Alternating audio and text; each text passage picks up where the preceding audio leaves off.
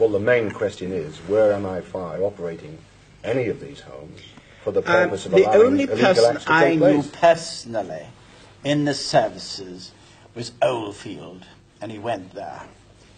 My letters... You're saying Sir Maurice Oldfield attended? Yeah, that's right. The only person I had, his biographer wrote to me a number of times to interview me about it. I said I couldn't, because my letters about Oldfield to Captain Peter Montgomery in Northern Ireland could not be revealed because they were before the High Court. How do we know Oldfield attended one of these homes, the Kincora home or any other I home? don't say he did.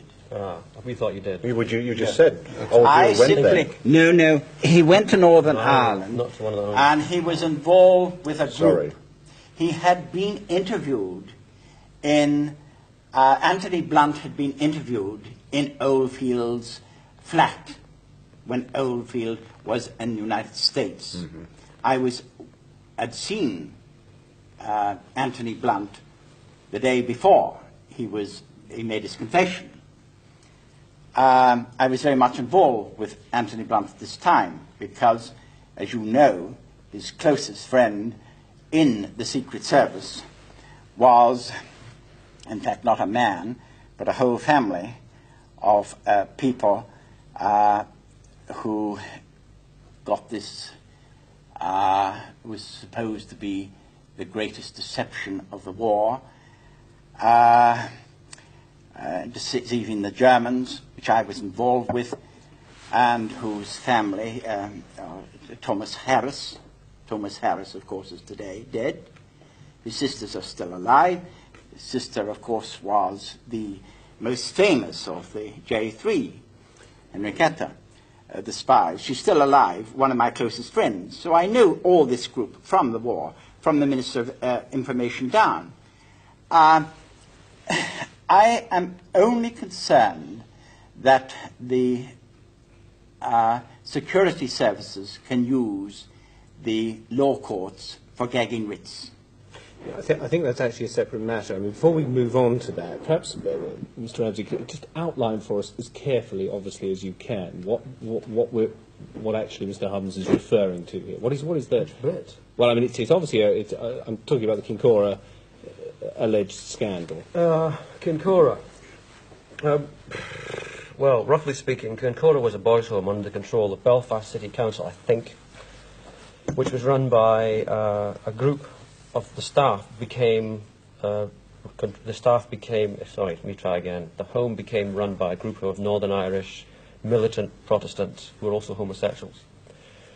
This was discovered, and MI5 stroke British Army Intelligence had an agent in Kincora, because of the fact that there were senior radical Orangemen buggering kids and taking photographs, and photographs have been seen, was obviously a gold mine, an intelligence gold mine, because in 1973-74, when the British state was wrestling with the IRA on one hand, and the UDA and the UVF and all the rest of it on the other, this kind of dirt was just wonderful stuff, and they had a guy in there who made weekly reports, and so on and so on. So now, the Kincora story is incredibly complicated, but essentially it became a faction fight inside the British intelligence in Northern Ireland. One group, I think Army Intelligence, was basically disgusted by it, wanted to leak it, and the other group, basically MI5, said no, but this is too good to miss. That's what the story is. Now, as I understand it, the bit where it impinges on Mr. Harbinson's story is that Mr. Harbinson has written of in various letters that have been injuncted, but which are floating around, of an Anglo-Irish upper-class homosexual network. And at the far edge of this network, somebody was procuring boys for this homosexual network. Now, as he said, it's not Kincora because the boys are too old. Kincora was 16 plus, I think. But some of the other homes had younger people. And so I assume people with paedophilic inclinations made use of the other homes. I don't know which one he's referring to. What was Anthony Blunt's involvement? He was just part of the social group, as far as I know. I mean, this man is the expert. Hardly ask me about Anthony Blunt. Have I done you justice, sir? Yes, Anthony Blunt in Northern Ireland started in 1921 when his father became rector of St. John the Evangelist of Paddington. And he met this first Orangeman. The first and most important one was your old colleague in the House of Commons, Lord Robert Grosvenor, who became Duke of Westminster. My great friend for a long time, until he decided to put me in the doghouse. Why? Because Anthony Blunt wanted me there. We had this quarrel. You must realize that, and we go back to the Duke of Westminster, you must realize that why did he go to Northern Ireland to live? In an obscure place like Ely Lodge, where you stayed, where we both stayed. Why? Because his grandfather, the Earl of Erne, was the Grand Master of the Orange Order. Yes, that was one reason. Yes, the Orange Order has got a very great deal to do with this gentleman's allegations here tonight. Not my allegations. I merely report other people. Yes. In the late 60s, the Duke of Westminster very much hoped that he would become the Imperial Master of the Grand Orange Order. He didn't. My cousin did. We are very closely connected. I've known Pud, you see, when he was a very poor man, not the richest man in Europe.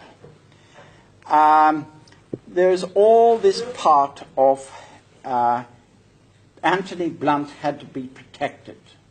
He was given immunity in 1960. Yes, but what did that immunity cover? Everything. Did it cover Captain Peter Montgomery, his friend in Northern Ireland? Blanket immunity is blanket immunity. For him, but for other people. You must remember that it wasn't Anthony Blunt who was personally writing the letters from the Courtauld Institute about me. It was his friend, Captain Peter Montgomery, the President of the Arts Council of Northern Ireland. You see, the problem that we've got, some of us here, and I'm sure the people watching have got, is that they don't really understand what the background to all this is. No, they don't. Terribly difficult. It's very, very complicated. Now, when Blunt was exposed as a traitor in 79, Fleet Street left off all over the place. Most of them came to a place called Blessingbourne in County Tyrone, the home of Captain Peter Montgomery. The press looked at the guest book there, and what did they see? They saw that Anthony Blunt and myself had been guests there in the early 60s. I was guest there in the 60s. Of what? The government of Northern Ireland. The government of Northern Ireland had invited me to go back and write a book called Ulster. I thought you were going to confess to something interesting there. Well, I hope the background of why Anthony Blunt is interfering so much in the affairs of Northern Ireland. You see, you keep on about this Concora thing. I'm not very interested in Concora. Well, I'm very interested were in... MI5 operating the Kincora home as an MI5 I'm operation? interested in something Yes, much they were. more important, and that is the downfall of the government of the lawfully elected government of Harold Wilson. That is what concerns me. That's nothing to do with Kincora.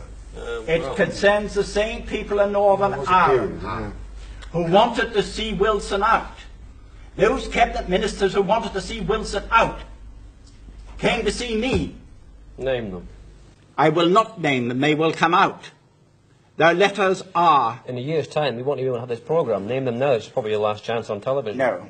You could be famous in the morning. I am not interested in that sort of thing. They are still alive today. These are people in Northern Ireland. No. There are people that you know. There are people who literally kicked Wilson out of office. What did they do to kick him out of office? They kicked Wilson out of office, and they got themselves into high places. This is why Mrs. Thatcher consults them today. How did they go about that? Because they were blackmailed. Over what? Sex. I think we ought to come back to a slightly more general Yes, and I think so. comprehensible point. I find myself again this evening slightly stupefied by this, because we know what Peter Wright said about the attempt to discredit the Labour government by controlled leaks, by extraordinary stories through the appalling Cecil King and his Mirror, through the general dirty tricks, And that must arouse in us the suspicion that the Conservative government has an interest in keeping the security services well muffled so that they can go on with a potential capacity to rubbish any opposition, which would fit in with the authoritarianism that alas plagues us today. The other point, it seems to me, is that what pales into insignificance is Anthony Blunt and Philby selling secrets to the Russians. That seems to me to matter a good deal less than Anthony Blunt and Philby and many others controlling the flow of information to the policymakers, to the government, and thereby influencing government policy. It seems to me that that's a risk that we ought to be looking at. Less matters of people selling secrets or disclosing secrets or betraying things to the Russians, more trying to manipulate government policy by carefully feeding the right information, true or manufactured, to policymakers and ministers.